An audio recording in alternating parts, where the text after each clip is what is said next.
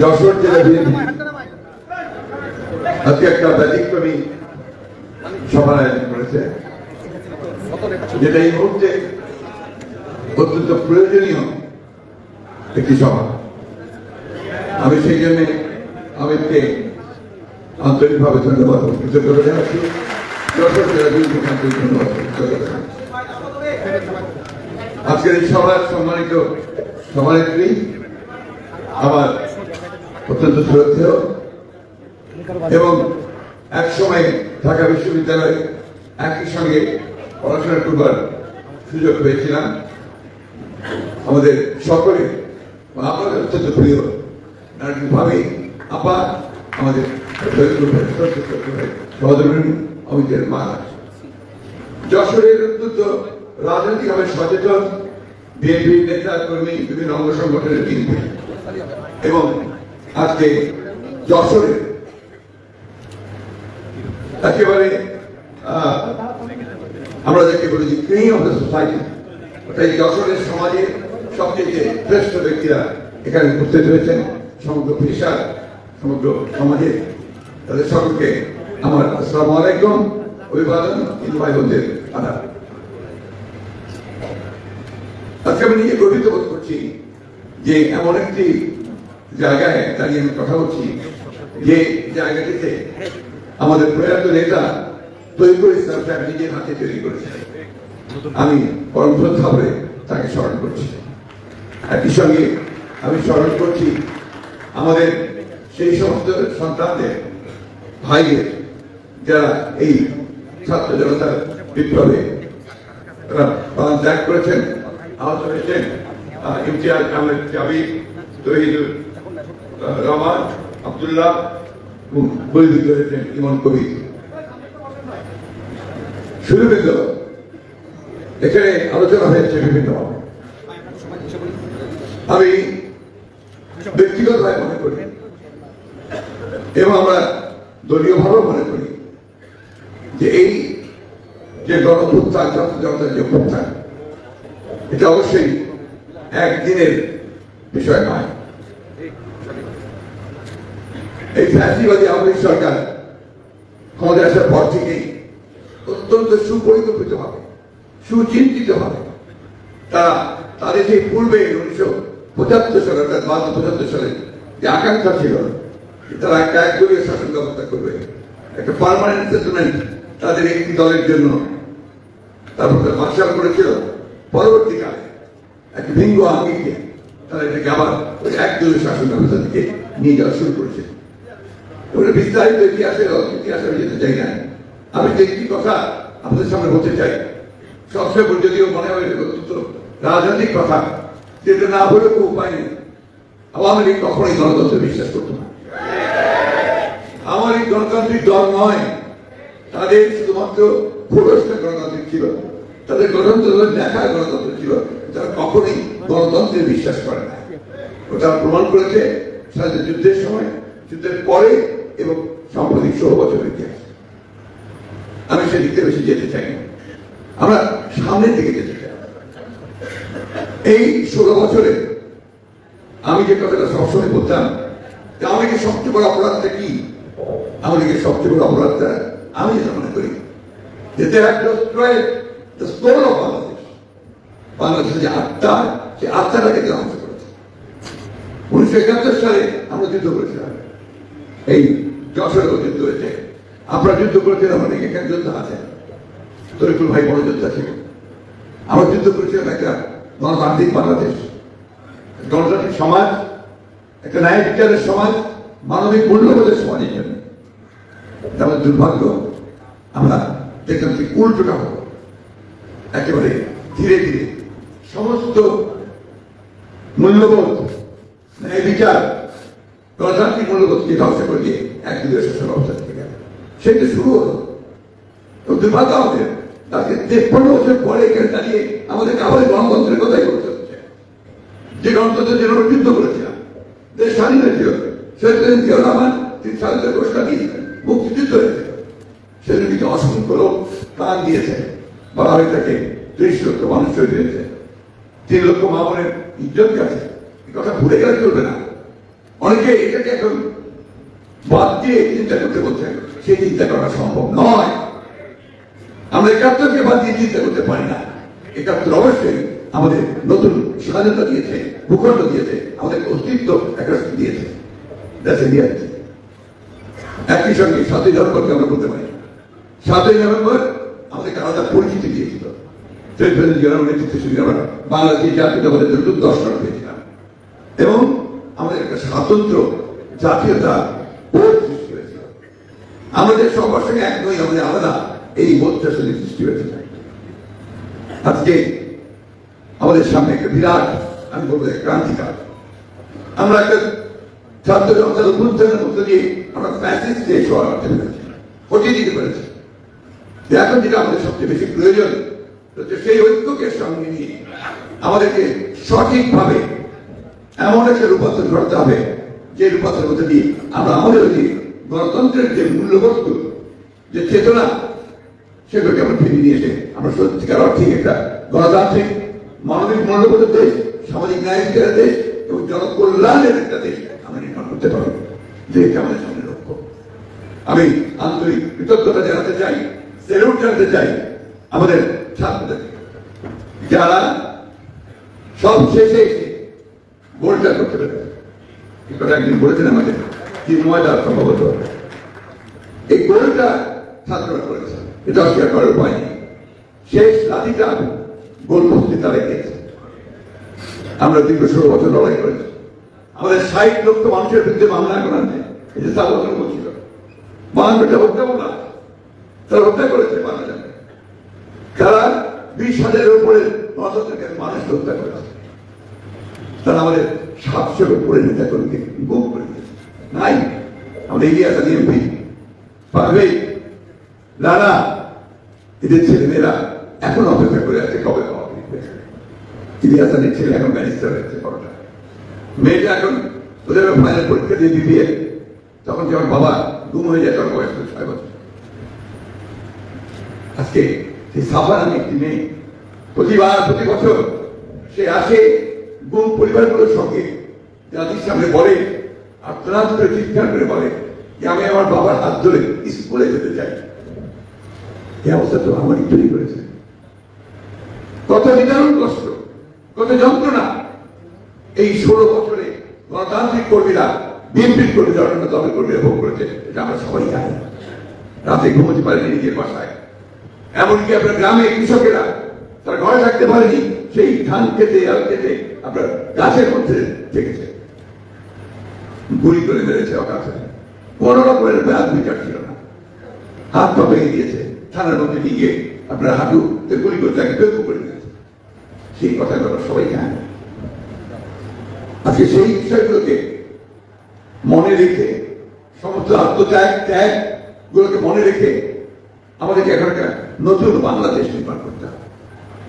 অনেক চক্রান্ত, অনেক ষড়যন্ত্র হচ্ছে, আমরা সবাই জানি। এক একজন একটা কথা বলছে, আবার বিভেদ সৃষ্টি করার চেষ্টা চলছে। প্রতিদিন রাস্তায়, রাজপথে বিভিন্ন পেশার লোকেরা, স্কুল কলেজ ছাত্ররা তাদের দাবি দাবা নিয়ে রাস্তায় নামছে। আমাকে এক ভদ্রলোক প্রশ্ন করছিলেন যে এতদিন দাবি দাবা কোথায় ছিল? আমি উত্তর দিচ্ছিলাম, এতদিন দাবি দাবা গুলো উত্থাপন করার কোনো সামর্থ্য তারা পায়নি। ওইটাই ফ্যাসিবাদ।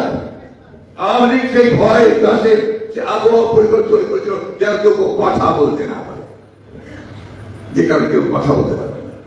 আজকে মুক্ত হয়েছে, কথা বলছে। এটুকু আমাদেরকে মেনে নিয়ে তাদেরকে বুঝিয়ে শুনিয়ে সঠিক পথে আনার চেষ্টা করতে হবে।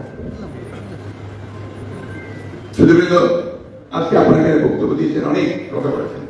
আমি খুব খুশি হয়েছি যে আপনারা কতগুলো অত্যন্ত সত্য কথা এখানে উচ্চারণ করেছেন।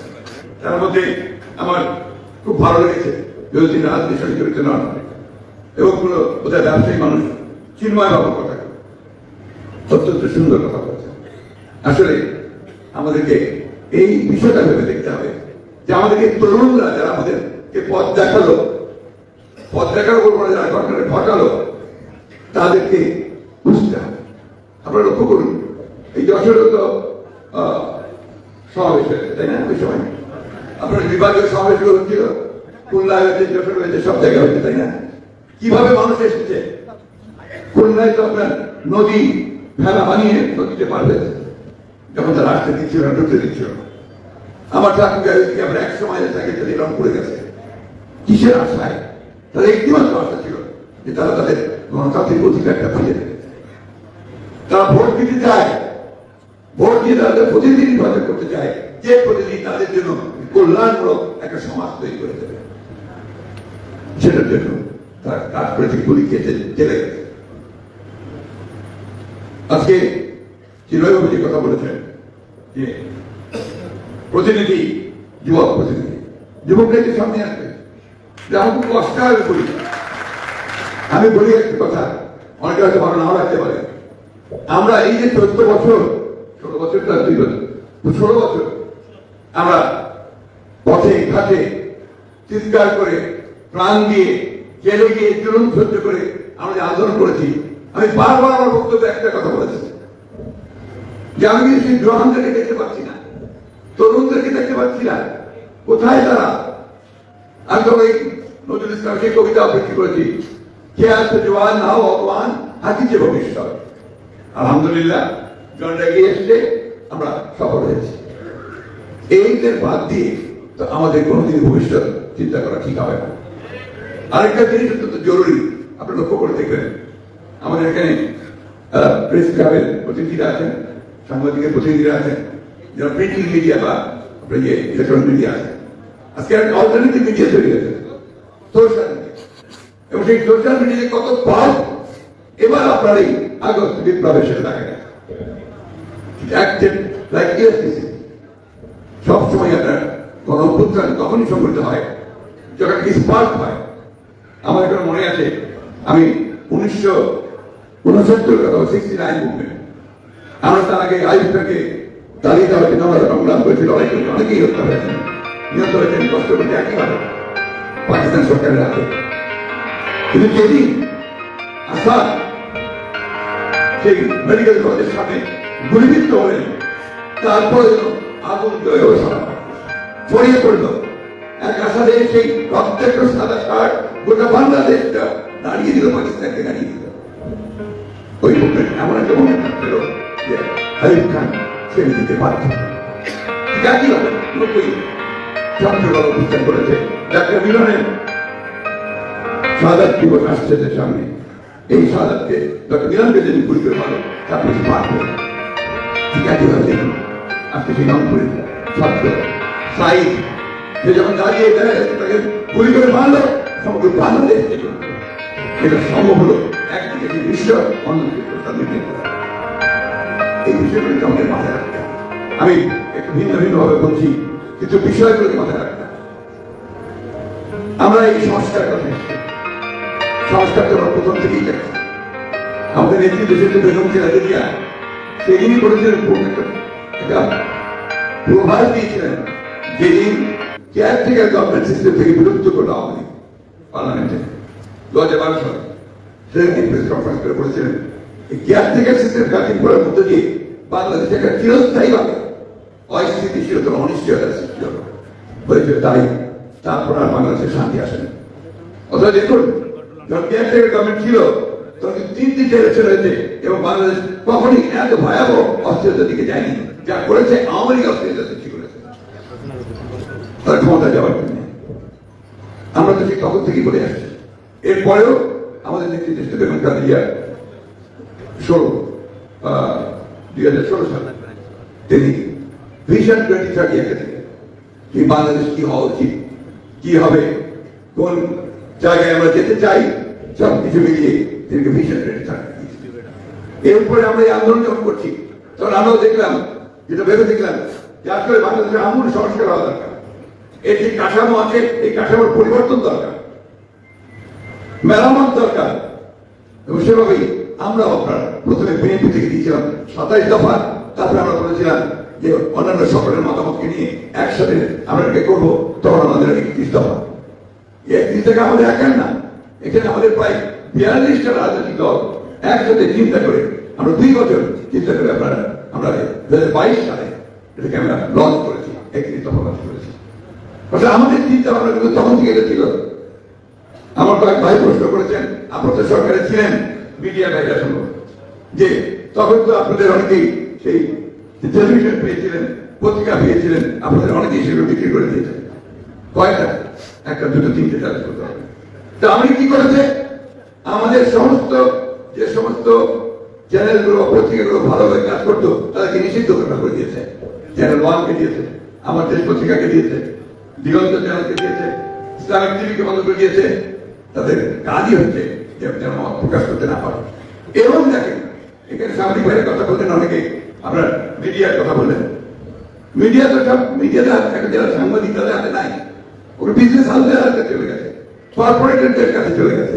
সুতরাং কর্পোরেট বা বিজনেস হাউসরা তারা তাদের ব্যবসা বাণিজ্য সবার আগে প্রাধান্য দেয়, তাই করেছে তারা। ফলে আমাদেরকে কিছু আমরা ওই যেটা আমরা আশা করেছিলাম যে মিডিয়া থেকে আপনার কোনো প্রতিবাদ আসবে, আজ কি করুন ডিজিটাল সিকিউরিটি অ্যাক্ট, বিভিন্ন অ্যাক্ট ধরে তুলে নিয়ে যায়, বাড়ি থেকে চলে নিয়ে যায়। এই যে সাংবাদিক তালিকা দিলেন যে কতজন সাংবাদিক এখনো কারাগারে আছে, এই একটা অবস্থা করছি। দম রুদ্ধ করা, চতুর্দিকে বন্ধ, গলা বন্ধ, নাক বন্ধ, চতুর্দিকে একটা ভয়াবহ পরিস্থিতি। আয়না ধরে তুলে নিয়ে যায়। চিন্তা করতে পারেন, একজন আর্মির একজন মেজর জেনারেল, তাকে তুলে নিয়ে রেখে দিয়েছে 8-9 বছর ধরে, কেউ কিচ্ছু জানে না। বহু আর্মি অফিসার সেখান থেকে বেরিয়ে এসছে পরে, মুক্তির পরে। সাধারণ ব্যবসায়ী করি তাদেরকে সেখানে নিয়ে গেছে। অনেকে ভয়ে মুখ করতে চায় না, বলতে চায়, এখনো চায়। এটা একটু ভয়াবহ একটা চাষের মধ্যে দিয়ে বেরিয়ে এসছে। কনসেন্ট্রেশন ক্যাম্প আপনারা জার্মানদের দ্বিতীয় বিশ্বযুদ্ধের ইতিহাস আপনারা জানেন কিভাবে হয়েছে। সুতরাং এত অল্প সময়, 3 মাসে এই যে পুরো পরিবর্তন করে যাবে, এটাও মনে করার কিন্তু কোনো কারণ নেই। আমরা এই কারণে আপনাদেরকে বারবার বলতে চাই যে সংস্কার তো আমরা সবার আগে চেয়েছি, সংস্কার আমরা চাই, অবশ্যই সংস্কার চাই, প্রতিটি ক্ষেত্রে সংস্কার চাই, কিন্তু সেই সংস্কারগুলোকে সাস্টেইনেবল হতে হবে, টেকসই হতে হবে, জনগণটা গ্রহণ করতে হবে। সেটা গ্রহণ করতে হলে কি দরকার? জনগণের সমর্থন আছে কিনা তা জানা দরকার, তাই না? সেটা কারা করতে পারে? ধরেন সংবিধান, ছেলেরা অনেকেই বলছে যে সংবিধান পরিবর্তন করতে হবে। তো সংবিধান পরিবর্তন কিভাবে করবেন? একটা সংস্কার কমিটি দিক তো সংবিধান পরিবর্তন হবে না। ওটা আপনার হয় কনস্টিটিউশন অ্যাসেম্বলি লাগবে, না পার্লামেন্ট লাগবে, যারা প্রতিদিন তারা হবে। তো সেটুকু তো আপনাদেরকে মনে করতে হবে, ধৈর্য ধরতে হবে। আর একই সঙ্গে সবচেয়ে বেশি প্রধান যে জিনিসটা দরকার, যেটা যারা মানুষ প্রাণ দিয়েছে, একদিকে যেমন আপনার পরিবর্তন যারা প্রাণ দিয়েছে, একই সঙ্গে একটা নির্বাচনের জন্য তারা প্রাণ দিয়েছে। এই নির্বাচনটা যত দ্রুত হবে, বারবার আমরা বলে আসছি কথাটা, ততই দেশের জন্য মঙ্গল হবে। এই কথাটা আমার একার না, যারা একটু ভাবছেন, যারা একটু চিন্তা করছেন যে হয়তো সেই হঠাৎ করে কিছু বললেই, হঠাৎ করে কিছু করে ফেলা কতটুকু সাস্টেনেবল হবে, সেটা তো অবশ্যই চিন্তা করতে হবে। তার যে পথ, সেই পথে যেতে হবে। হ্যাঁ, যদি তারা বলতো যে আমরা বিপ্লবী সরকার গঠন করেছি, তাহলে বিপ্লবী সরকার করতো, আমাদের কিছু বলার ছিল না। এটা বিপ্লবী সরকার নয়, এটা সাংবিধানিক সরকার। এটাকে আপনার অ্যাপেলেট ডিভিশন থেকে এর বৈধতা নিয়ে আসা হয়েছে। তো আপনার অবশ্যই আমাদেরকে ওইটুকু ধরে রেখে আমাদেরকে এগোতে হবে। আপনাদের যশোরের বিভিন্ন রকম দাবি দেওয়ার কথা বলছেন, বিশেষ করে মেডিকেল আপনার কলেজ আছে, কিন্তু হাসপাতাল নেই। এটা এই সরকারের যে প্ল্যানিং, তারই একটা নমুনা, যে আপনার কলেজ আছে, হাসপাতাল নেই। এটা বহু জায়গায়, আর কিছু তো নেই, সব তো ডেস্ট্রয়। কোথায় আপনি কি পাবেন? কিছু খুঁজে পাবেন না।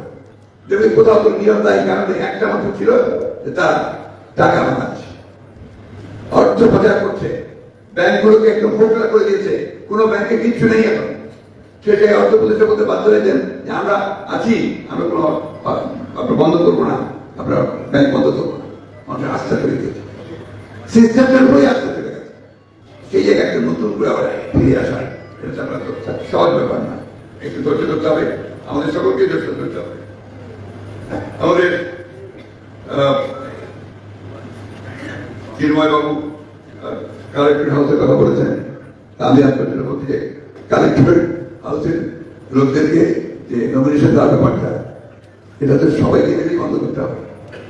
আমরা তো সবসময় চেয়েছি যে জনগণের প্রতিনিধিরা আসুক, আমরা কালেক্টর তাদের প্রতিনিধিদেরকে আপনারা নমিনেশন দিতে চাই না। নমিনেশন ব্যাপারটা অনেক পরে আছে, আগে নির্বাচনটা আসুক। ইতিমধ্যে তো আমরা আমাদের কাজ করছি।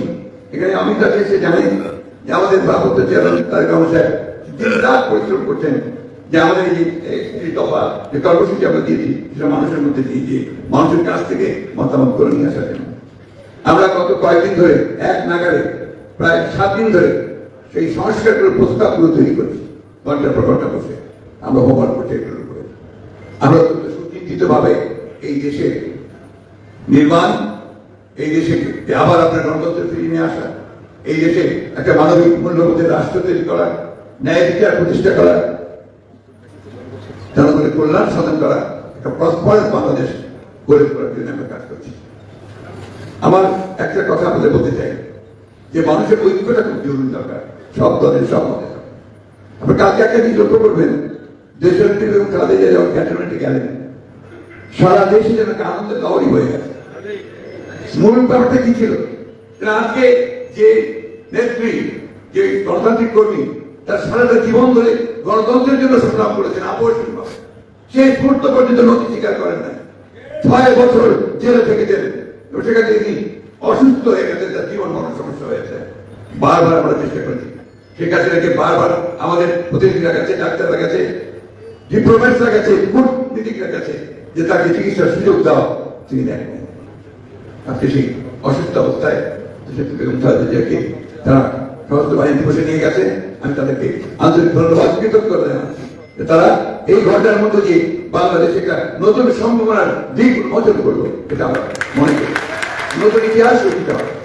গতকাল যারা এসেছিলেন সেখানে ছিলেন সিভিল সোসাইটি মেম্বার, শিক্ষক প্রতিনিধি, আমরা ব্যবসায়ী প্রতিনিধি, ইঞ্জিনিয়ারদের প্রতিনিধি, চিকিৎসকের প্রতিনিধি, রাজনৈতিক সমস্ত দলগুলোর প্রতিনিধি এবং এই ক্যাবিনেটে যারা আছেন তারা সবাই ছাত্ররা, নতুন ছাত্রদের প্রতিনিধিরা সবাই তার সঙ্গে মত বিনিময় করেছেন। একটা অভূতপূর্ব, একটা আনন্দময় একটা অবস্থা তৈরি হয়েছিল। এই বিষয়টাকে আমি ছোট করে দেখতে চাই না। আমি মনে করি এদিকে ভিত্তি করে আমরা সামনের দিকে এগিয়ে যেতে পারি। আমরা একটা জাতীয় ঐক্য সৃষ্টি করে আমরা একমত হয়ে সবাই অতি দ্রুত যে সংস্কারগুলো একটা নির্বাচনের জন্য খুব জরুরি দরকার, সেই নির্বাচনের দিকে যাই। কারণ এই নির্বাচন যত দ্রুত হবে সমস্যাগুলো তত কমে আসবে। নির্বাচিত সরকার যখন ক্ষমতায় থাকবে বা দেশ দায়িত্বে থাকবে তখন তার শক্তি হবে আলাদা, তার শক্তি হবে জনগণ পেছনে। এই বিষয়টাকে মাথায় নিয়ে আমার অনুরোধ থাকবে এই সরকারের কাছে, জনগণের কাছে এবং ছাত্রদের কাছে যে একটা সুষ্ঠু আবার সকলের যোগ্যতা নির্বাচন হওয়ার জন্য যে বিষয়গুলো খুব জরুরি, যেমন নির্বাচন ব্যবস্থা, যেমন আইন শৃঙ্খলা বাহিনীর সংস্কার, প্রশাসনের সংস্কার, বিচার বিভাগের সংস্কার, অর্থনীতির ন্যূনতম সংস্কার, এই বিষয়গুলো করে আমরা একটা নির্বাচনে যেতে পারি। নতুন নির্বাচিত সরকার যেই আসুক তারা এসে নতুন করে ওই সংস্কারগুলো বাকিগুলো তারা করবে। আমরা কিন্তু পরিষ্কার করেছি যে আমরা এককভাবে এই নির্বাচনের পরে সরকার গঠন করতে চাই না। আমরা সমস্ত রাজনৈতিক দলগুলোকে নিয়ে যারা আন্দোলন করেছে এই ফ্যাসিস্টের বিরুদ্ধে, তাদের সকলকে নিয়ে আমরা একটা সরকার গঠন করতে চাই যারা এই সংস্কারগুলো করবেন। বেসিক নেসেসিটি বলে আমরা মনে করি। তাই আমি আর আপনাদের বেশি ধৈর্য চ্যুতি ঘটাবো না। আমি সবসময় যেটা বিশ্বাস করি, আমার বয়স অনেক হয়ে গেছে, ভাবির বয়স আর আমার বয়স প্রায় কাছাকাছি। তরিকুল ভাইও কিন্তু আমারই প্রায় বয়সী ছিলেন।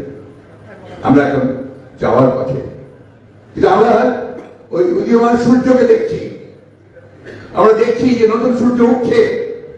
আমরা সেই নতুন সূর্যকে বরণ করি নিয়ে আমরা সবাই মিলে আসুন আমরা একটা সত্যিকার অর্থে একটা সুন্দর, একটা প্রসপারাস, শান্তিময়, প্রেমময় একটা বাংলাদেশ করে তুলি, যেখানে ওই হিন্দু, মুসলমান, বৌদ্ধ, খ্রিস্টান কোনো পার্থক্য থাকে না। আমি এই কথাগুলো এই জন্যই বলছি, এটা শুধু আমার স্বপ্ন নয়, প্রতিটি বাংলাদেশের এটা স্বপ্ন। আমি কিছুদিন আগে আপনারা আমার মেয়ের কাছে অস্ট্রেলিয়া দেখেছিলাম। আমি সেটা দেখলাম যারা আমাদের চাইতে বেশি উৎসুক, আমাদের চাইতে বেশি তারা এখন দেশের প্রতি তাদের ভালোবাসা, তারা ওই আন্দোলনের সময় সবাই কাজ করেছে যাতে বাংলাদেশ ফ্যাসিবাদের পতন হয়। কিন্তু ব্যাপার যত সহজ নয়। আপনারা দেখুন এখানে অহেতুক হিন্দুদের উপর নির্যাতন হয়েছে, ভাইদের উপর নির্যাতন হয়েছে, এটা ছড়ানো হচ্ছে। সবচেয়ে বেশি দুর্ভাগ্যজনক হবে এটা ছড়ানো হচ্ছে ভারতের মিডিয়াগুলো থেকে, যেটা আমি মনে করি এটা একটা সুপরিকল্পিত একটা চক্রান্ত, বাংলাদেশকে আবার একটা অনিশ্চয়তার দিকে ছেড়ে দেওয়া। আবার আপনার এই যে একটা কথা না বললেই নয়, কিছু কিছু জায়গা থেকে খবর আসে, আমাদের পত্রপত্রিকা রাখা হয়, বিএনপি নেতাকর্মীর উপর দৌড় দিয়ে যে আপনার দখল হচ্ছে, চাঁদাবাজি হচ্ছে, এসব বলা হচ্ছে। কোথাও কোথাও যে এখন হচ্ছে না তা আমি বলবো না, কিন্তু বেশিরভাগই প্রচারণা হচ্ছে। যারা ক্রিমিনালস তারাই কাজগুলো করছে এবং তারাই কাজগুলোকে বিলগুলো করতে চাপিয়ে চেষ্টা করছে। এবং এই জন্য আমরা ইতিমধ্যেই আমাদের ভারপ্রাপ্ত চেয়ারম্যান ব্যবস্থা নিয়েছেন, প্রায় 750 নেতা কর্মী যারা বিভিন্ন আছে তাদেরকে দল থেকে বহিষ্কার করে দেওয়া হয়েছে। আমি আপনাদের সঙ্গে পরিষ্কার করে বলতে চাই, যদি এই ধরনের ঘটনা কেউ ঘটায়, আপনারা তাকে ধরুন, ধরে নিয়ে তাকে আপনারা আইন শৃঙ্খলা বাহিনীর কাছে সুপর্দ করুন। এ ব্যাপারে আমাদের সর্বাত্ম সহযোগিতা করে আমি এটা সবচেয়ে বেশি সহযোগিতা করতে হবে। সবশেষ কথা, এই দেশটা আমাদের, এই দেশটা আমাদেরকে কেউ দিয়ে দেয়নি। এই দেশটা আমরা অর্জন করেছি যুদ্ধ করে, স্বাধীনতার পরে আমরা গণতন্ত্র অর্জন করেছি কিন্তু যুদ্ধ করে, লড়াই করে। আজকে যে নতুন ফ্যাসিবাদ থেকে মুক্তি, যে মুক্তি আমরা পেলাম, যে স্বাধীনতা আমরা পেলাম, এটাও কিন্তু আমাদের কয়েক হাজার ছেলে মেয়েদের রক্তের বিনিময়। ব্যাপারটাকে হালকা করে দেখার কোনো কারণ নেই। রক্ত দিয়েছে, প্রাণ দিয়েছে। এই যে আমার সামনে যে ভাই, মা, বোন সবাই বসে আছেন, চিন্তা করুন তাদের কথা। তার সবচেয়ে আদরের মানুষটি তাদের কাছে নেই, কেন? দেশের জন্য প্রাণ দিয়েছে। সেই দেশকে তো আমাদের দায়িত্ব হচ্ছে সকলে মিলে এটাকে একটা সামনের দিকে তুলে ধরা। আমি শেষ করতে চাইবো একটা কথা বলে সকলের কাছে, বিশেষ করে ইয়াং জেনারেশনের কাছে। ভবিষ্যৎ আপনারা, আপনারা দেশ তৈরি করবেন, আপনারা এই দেশ নির্মাণ করবেন এবং এই দেশ আপনারা শত ফুল ফুটিয়ে তুলবেন এই দেশের মধ্যে। একজন বিখ্যাত মনীষী, অনেকে আমরা আজকাল তার নাম জানি না, যিনি পৃথিবীর একটা বিখ্যাত দেশ, অত্যন্ত উঁচু একটা দেশ, এখন অর্থদিক থেকে, শক্তির দিক থেকে, সব দিক থেকে ইকোনমিক্যাল, চায়না, চীন, সেই দেশকে তিনি রূপান্তর করেছিলেন বিপ্লবের মধ্যে দিয়ে, সমাজের মধ্যে দিয়ে। মাও জেতুং, চেয়ারম্যান মাও জেতুং, তিনি একটা কথা বলেছিলেন, put the old age on the young shoulder.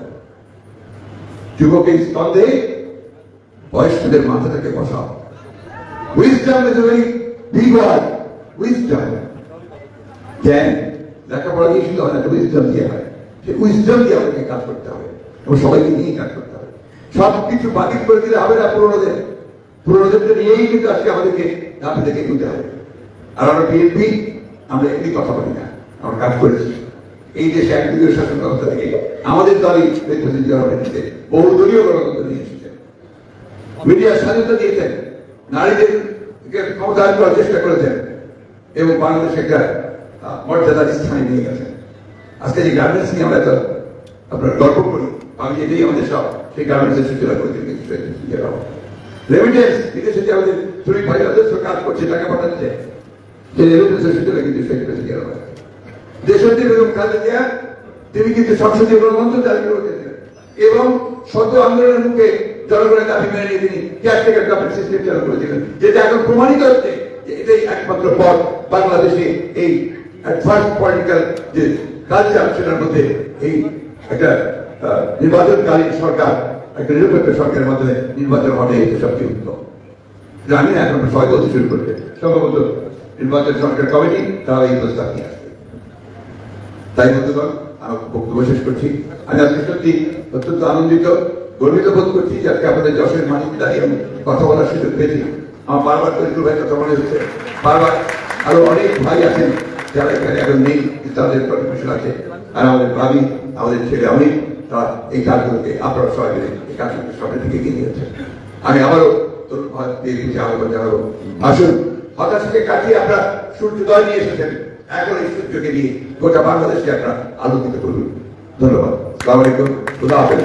Bangladesh জিন্দাবাদ, বাংলাদেশ জাতীয়তাবাদী দল জিন্দাবাদ, শহীদ জামাল দেশের জিন্দাবাদ, আমাদের তরুণ নেতা তারেক রহমান জিন্দাবাদ।